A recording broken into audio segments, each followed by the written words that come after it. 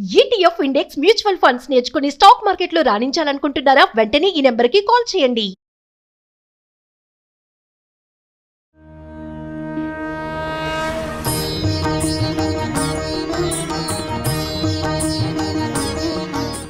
శరణాగతి మార్గం కార్యక్రమానికి స్వాగతం. కార్తీక మాసం అంటేనే దామోదర మాసంగా, కార్తీక దామోదర మాసంగా పిలువబడుతున్నటువంటి ఈ పర్టిక్యులర్ సీజన్లో ఆ దామోదరుడి లీలలు తెలుసుకున్నా, విన్నా, తలుచుకున్నా చాలా మహత్యం ఉంటుంది. వాటిలో చాలా పవర్ ఉంటుంది అని అనుకుంటున్నాం కదా. మరి ఇవాళ కార్తీక మాసంలో భాగంగా మనం కూడా సెలబ్రేట్ చేసుకుంటుండడంలో భాగంగా కార్తీక దామోదర లీలల గురించి తెలుసుకునే ప్రయత్నం చేద్దాం. ఇంకెవరు, మనందరికీ మోస్ట్ ఫేవరెట్ అయినటువంటి శ్రీ వైష్ణవ ధర్మ ప్రచారకురాలు పద్మజ రామానుజదాస్ గారితో మాట్లాడి తెలుసుకుందాం ఆ లీలల గురించి. అమ్మ నమస్కారం. నమస్తే అండి.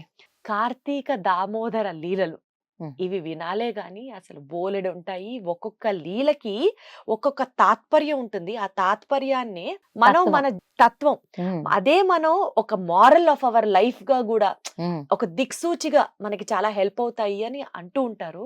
భగవంతుడిని చేరుకోవటానికి దిశానిర్దేశం చేస్తాయి ఆ తత్వం తెలుసుకోవడం. తత్వం తెలుసుకోవాలి అంతే. సో ఆ తత్వాన్ని మీరు బోధిస్తే మరి కాస్త మధురంగా ఉంటుంది అన్నది మా నమ్మకం. ఆచార్యుల ఆజ్ఞగా తప్పకుండా. అయితే కార్తీక మాసం శివకేశవులకి ప్రీతికరమైన మాసం. అటు శివుడికే కానివ్వండి, ఇటు కేశవుడికే కానివ్వండి, ఇరువురికి కూడా అత్యంత ప్రీతికరమైన మాసం. ఆ భగవంతుడు నిత్యము ఆరాధించదగినటువంటి వాడు. అలాంటి స్వామి విశేషమైన ఈ మాసాలలో మరింత విశేషంగా ఆరాధనలు అందుకుంటూ ఉంటాడు. అందులో ఈ కార్తీక మాసం ఒకటి. ఈ కార్తీక మాసంలో అటు శివాలయాల్లో గాని, వైష్ణవాలయాల్లో గాని, శివాలయాల్లో అయితే కార్తీక పురాణం సేవిస్తూ ఉంటారు. ఇక వైష్ణవాలయాల్లో ఆ కార్తీక దామోదరుని వైభవాన్ని ఆలకిస్తూ ఉంటారు. కార్తీక మాసం దామోదరుని ప్రీత్యర్థంగా మనం సంకల్పంలో కూడా చెప్పుకుంటాం. ఒక దీపం వెలిగించినా కూడా కార్తీక దామోదరుని ప్రీత్యర్థం దీపారాధనం కరిష్యామి అంటాం. చేస్తున్నాను దీపారాధన కార్తీక దామోదరుని ప్రీత్యర్థం అని. అటువంటి దామోదరుడు నిన్న మనం చెప్పుకున్నాం మొదటి భాగంలో. కార్తీక మాసంలో ఈ దామము చేత ఉదరమును కట్టబడినటువంటి శ్రీకృష్ణ పరమాత్మ యొక్క వైభవాన్ని శ్రవణం చేయటం మరింత భక్తి మార్గంలో మనం పయనించడానికి దోహదపడుతుంది. తప్పకుండా ఆ శ్రీకృష్ణ పరమాత్మ యొక్క వైభవము చేష్టితములలో ఉన్నటువంటి తత్వము మనం గ్రహించటం ద్వారా మరింతగా ఆయన చేరుకునేటువంటి మార్గం సుగమం అవుతుంది మనకి. అవును అవును. ఆ క్రమంలో నిన్నటి రోజున మనం దామోదరుని యొక్క వైభవం సేవించుకున్నాం. ఎలా? ఆ యశోదమ్మ కోపంతో కృష్ణయ్యని కట్టేద్దాం అనుకున్నప్పుడు ఆయన కట్టుబడాల. నేను కట్టలేను స్వామి, నా వల్ల కావట్లేదు కృష్ణ, నువ్వు కట్టుబడాల్సిందే అని చేతులు ఎత్తేసిన తర్వాత ఆయన కట్టుబడ్డాడు. అంటే మనల్ని పరీక్షిస్తాడా ప్రతిసారి? ఖచ్చితంగా ఖచ్చితంగా. మనం ఎంత పట్టుదలతో ఉన్నాం అన్నది చూస్తారా? పట్టుదల కన్నా కూడా శరణాగతిని చూస్తాడు ఆయన. శరణాగతిని చూస్తాడు. అది ఇంకా నా వల్ల కాదు, నేను ఈ పనికి సమర్థురాలను కాదు, సమర్థురాలను కాదు, నీవు మాత్రమే చేయగలవు అంటూ వదిలిపెట్టినప్పుడు ఆయన ఎంటర్ అవుతాడు. ఎప్పుడైనా చూడండి, మన పని మనం చేద్దామని అనుకున్నప్పుడు అవతల వాళ్ళు రారు మనకి. అంటే ఎప్పుడైతే నేను అన్నది పోతుందో, ఇంకా నేను హ్యాండ్స్ అప్ స్వామి అన్నప్పుడే ఇప్పుడు నీకు తెలిసి వచ్చింది అని ఆయన వస్తారు. వెంటనే వస్తాడు. మన వల్ల కాదన్నప్పుడు వస్తాడు. ఎప్పుడైనా చూడండి, మనం ఎవరి దగ్గరైనా పని పూర్తి చేయించుకోవాలనుకుంటున్నాం, ఒకళ్ళతో ఏదో పని పడింది, వాళ్ళ దగ్గరికి వెళ్ళి ఏమంటే మీరు ఈ పని తప్పకుండా చేసి పెట్టాలి దీప్తి గారు, నాకు మీరు తప్ప వేరే ఈ విషయంగా నాకు ఇంకెవరు తెలియదు, నేను మిమ్మల్ని అప్రోచ్ అయ్యాను, మీరు ఎట్ ఎనీ కాస్ట్ మీరు ఈ పని చేసి పెట్టాలి దీప్తి గారు, నాకు మీరు తప్ప ఇంకెవరు తెలియదు అంటూ మీ దగ్గర పరిపూర్ణంగా చెప్పామనుకోండి, మనం ఇంకేం చెయ్యట్లేదు అనుకోండి, తప్పకుండా మీరు చేసి పెడతారు. అదే మిమ్మల్ని అడిగి ఇంకొకళ్ళని కూడా అడిగితే వాళ్ళని కూడా అడిగారు, వాళ్ళు చేస్తారులే మనకెందుకు అంతేగా అని మీరు ఊరుకోవచ్చు. అవునా? కరెక్ట్. మిమ్మల్ని అడిగినందుకు వాళ్ళు చేస్తారులే, ఆవిడ చేస్తుందిలే అని ఆయన ఊరుకోవచ్చు. అవునా? కాబట్టి శరణాగతి మన కార్యక్రమం పేరే అది, శరణాగతి మార్గం. ఎప్పుడైతే కంప్లీట్ సరెండర్ అవుతామో భగవంతుడి దగ్గర, టక్మన ఆయన పని చేస్తాడు. అదే మనకి ఈ యొక్క కార్తీక దామోదరుని వృత్తాంతంలో కనపడేటువంటిది ఇదే, శరణాగతి. మనం ఎప్పుడైతే మన యొక్క రక్షణకి మనం సమర్థులం కాదు, మనల్ని రక్షించడానికి వేరెవరూ లేరు. చిన్న పాప ఉందండి, తిట్టినా కొట్టినా అమ్మే అంటూ అమ్మ కాళ్ళకి చుట్టుకుపోతుంది. అమ్మ అప్పుడు తిట్టే పాప ఏడుస్తుందని అమ్మమ్మో నాయనమ్మో పిన్నో ఎవరో ఎత్తుకొని ఓదార్చారు. ఎంత ఓదార్చినా ఏడు పాపనటువంటి అదే పాప కొట్టిన తల్లి ఎత్తుకోగానే మళ్ళీ ఆపేస్తుంది. ఆమె కొట్టినందుకు ఆమె మీద రోషన్ రావాలి కదా, కాదు, మళ్ళీ ఆ తల్లే ఎత్తుకుంటే తప్ప పిల్ల ఏడు పాపదు. అంటే కొట్టిన అమ్మే, తిట్టిన అమ్మే, పెట్టిన అమ్మే. అలాగే భగవంతుడి దగ్గర కూడా మనం పడి ఉండాలి. ఈ విశేషం తెలియజేసేదే దామోదర వృత్తాంతం. అలాగే నిరంతర భగవన్ నామ స్మరణ మనకి స్వామి కట్టుబడేలా చేస్తుంది. ఆయన నిరంకుశ స్వతంత్రుడు, ఎవరి మాట వినడు, ఆయన చెప్పిందే చెల్లుబాటు అవుతుంది. అంతటి స్వాతంత్ర్యం కలిగి ఉన్నటువంటి స్వామి, మనం ఎప్పుడైతే మన స్వాతంత్రాన్ని పక్కన పెట్టి పరిపూర్ణ పరతంత్రులమైపోతామో ఆయన మనకు పరతంత్రుడైపోతాడు, చేతి మనిషి అయిపోతాడు. కరతలామలకంగా ఉంటాడు స్వామి. అంటే కరము అంటే చెయ్యి, తలము అంటే దాని మీద, అమలకం అంటే ఉసిరికాయ. కరతలామలకంగా స్వామి అయిపోతాడు. మనం ఎప్పుడైతే మన స్వాతంత్రాన్ని పక్కన పెట్టి భగవంతుడికి అంత సర్వం నీవే అని చెప్తామో ఆయన మనకి పరతంత్రుడైపోతాడు.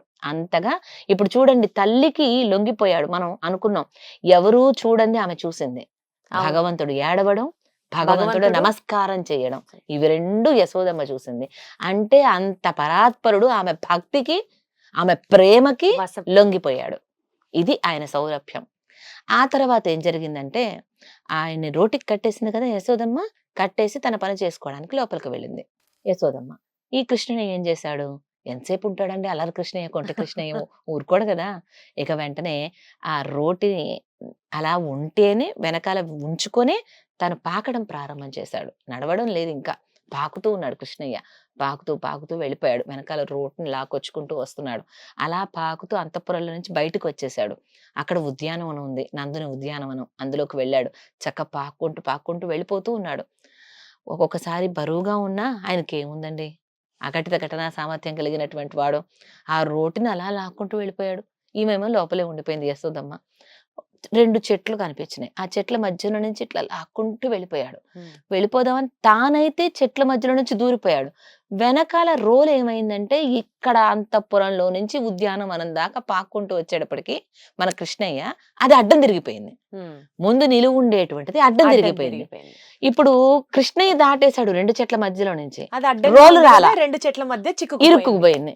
ఆ ఇరుక్కుపోయేటప్పటికి ఆ రోలు రావట్లేదు. కృష్ణయ్య ఏం చేశాడు, లాగుతున్నాడు గట్టిగా, ఒక్కసారి గట్టిగా లాగేశాడు. లాగేటప్పటికి చెట్లు 2 విరిగిపోయి పెళమంటూ అటుపక్కకి ఇటుపక్కకి ఒరిగిపోయినాయి. ఆ చెట్ల నుంచి 2 గంధర్వులు యమళార్జునులు బయటకు వచ్చారు. వారు ఆ శ్రీకృష్ణ పరమాత్మ నమస్కారం చేశారు. అప్పుడు తమ వృత్తాంతాన్ని చెప్పారు. మాకు శాప విమోచనమైంది కృష్ణయ్య మీ మూలానా అంటూ ఆ యమళార్జున భంజన వృత్తాంతం తెలుసుకోవాలి మనం. ఎంత విశేషం అంటే, ఈ యమళార్జునులు 2 కూడా గంధర్వులు శాపవశాత్తు నందుని వాకిట్లో పడి ఉన్నారు. ఒకనాడు నీకు కృష్ణుడు అటువైపుగా వెళుతూ ఆ స్పర్శ తగిలటం కారణంగా మరలా మీ 2రికి కూడా శాప విమోచనం జరుగుతుందని చెప్పారు. అదే విధంగా ఈ గంధర్వులు 2రికి కూడా శాప విమోచనం జరిగి కృష్ణయ్య మూలంగా తమ స్వరూపాన్ని ధరించి పైకి వెళ్ళిపోయారు. చూసారా, భగవంతుడు కృష్ణ పరమాత్మ చేసే ఏ చేష్టితమైనా చిలిపిగా కనిపిస్తుంది, కానీ దాని వెనకాల ఎవరినో ఉద్ధరించడానికి ఆయన చేసేది ఏ పని అయినా, ఏ చేష్టితమైనా. ఏమండి, ఎక్కడో పరమపదంలో ఉన్నటువంటి ఆయన అక్కడి నుంచి, అసలు విశేషం తెలుసా ఎలా వచ్చాడు కృష్ణయ్య? పైన పరమపదంలో నిత్య సూర్యులు ముక్త పురుషులను ఉంటారు. నిత్య సూర్యులు అంటే అక్కడే ఉంటారు, ఆయన విడిచిపెట్టకుండా ఎప్పుడు. ముక్తులు అంటే మనలాగా బద్ధుల్లాగా ఈ సంసారంలోకి వచ్చి పుట్టి ఇక్కడ భగవంతుడి నిరంతర నామస్మరణ కారణంగా, భగవంతుని నిర్హేతుక కృప కారణంగా శరీరం విడిచిన తర్వాత పైకి వెళ్ళినటువంటి వారు పరమపదం. ఆ పరమపదంలో నిత్య సూర్యులు ముక్త పురుషులు అందరూ కలిసి భగవంతుడిని చక్కగా ఆరాధన చేస్తున్నారట. ధూపం సమర్పించారు. ఆ ధూపం సమర్పించేటప్పటికి మొత్తం పొగ అంతా కమ్ముకుపోయింది పరమపదంలో.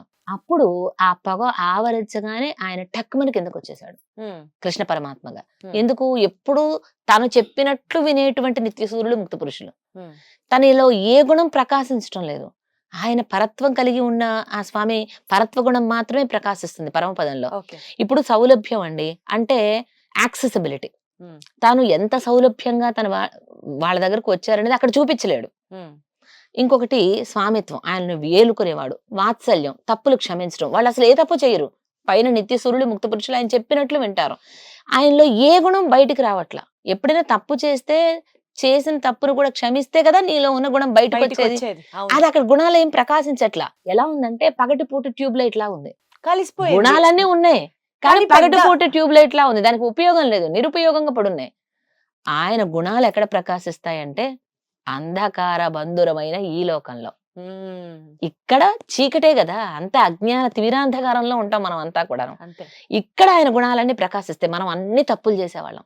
అందుకే ఏమంటారో తెలుసా పెద్దలు, పైన ఉండేటువంటి వాళ్ళందరూ పెద్ద బిడ్డలట, ఉమ్, మనమంతా చిన్న చిన్న బిడ్డలు. బిడ్డలు. చిన్న బిడ్డలు చూడండి, చిన్నవాళ్ళు ఎప్పుడు కూడా కొంచెం అల్లరి చేస్తూ ఉంటారు, పెద్దవాళ్ళు మాట వింటారు. ఉమ్, చిన్న బిడ్డలు అల్లరి చేస్తూ ఉంటారు, ఏది వద్దంటాం అది చేస్తుంటాం కదా. ఉమ్, అలాగే ఇక్కడ మనం ఏది వద్దంటే అది చేస్తుంటాం కాబట్టి ఇలా మనం చేసే తప్పుల్ని క్షమించటానికి ఆయన వాత్సల్యంతో సౌలభ్యంగా తాను కూడా గొల్లలలో ఒక గొల్లవాడుగా చల్దులారగించుకుంటూ ఆ చద్ది అన్న మూట కట్టుకొని ఆ చర్నాకోలు పట్టుకొని గోవుల వెనకాల బృందావనం వెళ్ళి గోవుల్ని కాచుకునేటువంటి కాపరి వలె గోపాలుల్లో తాను ఒకడిగా సౌలభ్యంతో, ఎంత యాక్సెసిబిలిటీ అండి, అంత గొప్పవాడు వీళ్ళ దగ్గరకు వచ్చి చీ వీళ్ళతోనే ఒక నేను ఉన్నాను సాధారణమైన అని అనుకోలే, మనిషిలాగానే ఉంటున్నాడు. ఉన్నాడు. అంత గొప్పగా కలివిడిగా ఉన్నాడు చూసారా, ఇది సౌలభ్యం. ఉమ్, నేను ఇంత గొప్పవాడిని ఇలాంటి నీచులతో పక్కన ఉన్నానే అని ఏమాత్రం లేదు, అది సౌశీల్యం. సౌలభ్యం, సౌశీల్యం, స్వామిత్వం, రక్షిస్తూనే ఉన్నాడు అందరినీ. మళ్ళీ కృష్ణయ్య వాత్సల్యం, చేసిన తప్పుల్ని క్షమిస్తూనే ఉన్నాడు. ఇన్ని గుణాలను ప్రకాశింపచేయటానికి భగవంతుడు పరమపదం నుంచి మనం ఉండేటువంటి ఈ విభూతికి వచ్చాడు ఆ స్వామి. ఇక్కడ మనలో ఒకడిగా ఆ బృందావనం ఆయనే మనలో ఒకడిగా కలిసిపోయినప్పుడు కలిసిపోయాడు. మనకేమిటండి ఈ తారతమ్యాలు, ఆ, వీళ్ళు మనం- వర్ణాశ్ర ఆ, వర్ణ భేదాలు, వర్ణ జాతి, భేదాలు. కుల, మత, ఎన్ని రకాల విద్వేషాలండి ఈ రోజున. మన రేంజ్ వేరు అని ఫీల్ అవుతూ ఆ. ఉంటాం గానీ ఏమిటండి రేంజ్ అది. అంత గొప్పవాడే ఒక సామాన్య గొల్లవాడిలాగా వచ్చి అవతరిస్తే మనకేముందండి గొప్పతనం. అంతే కదా, వెనక్కి తిరిగి చూసుకుంటే ఎవరికి మాత్రం ఆయన కన్నా గొప్ప వాళ్ళమా మనం. ఆ డౌన్ టు అర్త్నెస్ అనేది మనం నేర్చుకోవచ్చు కృష్ణయ్య నుంచి. ఎగ్జాక్ట్లీ. అది మనం ఎప్పుడూ కూడా మర్చిపోకూడదు. ఆ భగవంతుడే స్వయంగా మన మధ్యకు మన చేత ఆరాధనలు అందుకోవడానికి మనలో ఒకడిగా కృష్ణుడిగా వచ్చి అవతరించినటువంటి విశేషం వెనకాల ఎన్ని లీలలు ఉన్నాయి, ఎన్ని ఒక్కొక్క చేష్టితంకి ఒక్కొక్క విశేషం. ఇవన్నీ కూడా రాబోయే ఎపిసోడ్ లో ఒక్కొక్క దామోదర లీలకి ఒక్కొక్క తత్వాన్ని మనం అర్థం తెలుసుకుంటూ ఉన్నాం. చేసుకునే ప్రయత్నం చేద్దాం. కాబట్టి అంత గొప్ప స్వామి అన్నిటినీ వదిలేసి మనలో ఒకడిగా వచ్చి మనల్ని ఉద్ధరించటానికి, మనల్ని ఉజ్జీవింప చేయటం కోసం ఈ భూమి మీద అవతరించినటువంటి ఆ దామోదరుని యొక్క వైభవమే వైభవం. ప్రతి ఒక్క లీల వెనక ఎంతో విశేషం దాగుంది. ఆయన వెన్న దొంగతనం చేశాడు అంటే ఆయన ఇంట్లో లేకనా? నందుడు రాజు, మిగిలిన వాళ్ళకి గో సంపద లెక్క పెట్టచ్చేమో, అంటే ఇన్ని గోవులు ఉన్నాయి, ఇన్ని ఏనుగులు ఉన్నాయి, ఇట్లా ఏమన్నా లెక్క పెట్టచ్చేమో. నందుడి దగ్గర ఒక్కొక్క గోవు కాదు, గోవుల సమూహాలు కూడా లెక్క పెట్టలేమట. కొన్ని సమూహాలు ఇక్కడ అంటే మందలుగా వెళుతూ ఉంటాయి కదా ఆలమందలు, ఇన్ని ఆలమందలు ఉన్నాయో కూడా లెక్క పెట్టలేనంత గో సంపద ఉన్నప్పుడు ఆటోమేటిక్ గా వాళ్ళ ఇంట్లో కూడా పెరుగు, పాలు, వెన్న, నెయ్యి ఉంటాయి కదా. మరి ఎందుకు ఈయన పక్కకు వెళ్ళి దొంగతనం చేయాల్సిన అవసరం ఏముంది? ఈయనకేమైనా పెట్టట్లేదా యశోదమ్మ? అల్లారు ముద్దుగా చూసుకుంటుంది కదా. మరి ఎందుకు చేయాల్సి వచ్చింది అంటే తన ఆశ్రితుల యొక్క స్పర్శ కలిగినటువంటి వెన్న అంటే ఆయనకి ఇష్టం, అందుకోసం ఆయన దొంగతనం చేయటం. వాళ్ళు కూడా అండి అట్లా ఉడుకున్నట్లుగా ఉంటారు. యశోదమ్మకు వచ్చి చెప్తారు కానీ మళ్ళీ కృష్ణయ్య ఒక రోజు రాకపోతే ఏంటి వాళ్ళు కృష్ణయ్య రాలేదు దొంగతనానికి, అబ్బా కృష్ణయ్యని చూడాలనిపిస్తుంది. వెళ్తారు, ఏమైంది యశోదమ్మ కృష్ణయ్య రాలేదు ఇవాళ, ఎక్కడికి పంపించావేమిటి అని అడుగుతారట. అలా కృష్ణయ్య వాళ్ళ ఇంటికి రావాలని, వెన్న ఆరగించాలని వాళ్ళకు కూడా ఉంటుంది. అది వాళ్ళకు ఒక సరదా అంతే. ఆ విధంగా ఈయన వెళ్ళటం, వాళ్ళ ఇళ్లలో వెన్న ఆరగించటం, తన ఇంట్లో వెన్న ఆరగించటం, యశోదమ్మ చేతిలో కట్టుబడటం, ఇదంతా కూడా ప్రేమకు తార్కాణం. ఆ దామోదర లీలలు అత్యంత నిగూఢమైనవి. పెద్దల ద్వారా మనం ఆలకించి ఆ చేష్టితం వెనకాల ఉన్నటువంటి అంతరార్థం గ్రహించాలి కానీ పైకి చూడటానికి తుంటరి కృష్ణయ్య, అల్లరి కృష్ణయ్య, మాట వినని కృష్ణయ్య అనిపిస్తుంది. ఒక్క ఉదాహరణ చూద్దాం. అందరూ రాముడు మంచి బాలుడు అంటారు. రాముడు విశ్వామిత్ర మహర్షి వెనకాల యాగ సంరక్షణార్థం తండ్రి దశరథ చక్రవర్తి పంపించాడని వెళ్ళాడు. ఎప్పుడు? అప్పటికి ఆయన కొంత వయసు వచ్చింది, కొంచెం పెద్దవాడు అయిన తర్వాత యాగ సంరక్షణార్థం మన రామలక్ష్మణులు ఇరువురు కూడా విశ్వామిత్ర మహర్షి వెనక వెళ్ళారు. కానీ పుట్టగానే తల్లిదండ్రుల మాట విన్నాడండి కృష్ణయ్య. కారాగారంలో అవతరించాడా? మధురలో ఎలా అవతరించాడు? అక్కడ ఉన్నవాడు ఉన్నట్లుగా చతుర్భుజాలతోటి శంఖ చక్రాలతోటి అవతరించేశాడు. ఆ చతుర్భుజాలు చూడగానే దేదీప్యమానంగా వెలిగిపోతున్న తన బిడ్డను చూసి దేవకి వసుదేవులు ఇరువురు కూడా ఉపసంహర అంటూ ప్రార్థన చేశారు. స్వామి, నువ్వు చతుర్భుజాలతో అవతరిస్తే ఆ కంసుడికి తెలిసిపోతుంది, అతన్ని సంహరించడానికి పుట్టింది నీవే అని నువ్వు లోపలికి దాచిపెట్టుకోవయ్యా అంటూ కోరారు. వెంటనే ఆయన దాచేసుకున్నాడు. తల్లిదండ్రుల మాట పుట్టగానే విన్నాడు శ్రీకృష్ణుడు. కానీ ఏం గమ్మత్తో, రాముడు మంచి బాలుడు అంటారు, మా కృష్ణయ్యనేమో చెడ్డ బాలుడు. తొంటరి వాడంటారు, మాట వినడంటారు, కొంటెవాడంటారు, ఎన్ని చెప్తారో ఆ కృష్ణయ్య మీద. అసలు మాట వినది కృష్ణయ్యే కదా పుట్టగానేనే. అటువంటి కృష్ణ రహస్యాలు మరికొంత ఎపిసోడ్స్ లో చూద్దాం. కార్తీక మాసంలో కార్తీక పురాణానికి సంబంధించి ఒక్కొక్క కథ తెలుసుకుంటే ఎంత బాగుంటుందో, ఏదో కార్తీక పూజ చేశాము అన్నంత ఎంత సంతృప్తి వస్తుందో, అలాగ కార్తీక దామోదర లీలలు వాటి యొక్క తత్వము తెలుసుకోవడం వల్ల కూడా అంతే పుణ్యం వస్తుంది. మాకు ఇంత నాలెడ్జ్ అందిస్తున్న మీకు మరొకసారి ధన్యవాదములు. జై శ్రీమన్నారాయణ. కార్తీక మాసంలో పూజ ఆరాధన ఎంత ముఖ్యమో భగవత్ కథాశ్రవణం అంత ముఖ్యం. అది మీ వల్ల మాకు అది లభిస్తోంది. Thank you so much. ఆచార్యుల అనుగ్రహం. జై శ్రీమన్నారాయణ.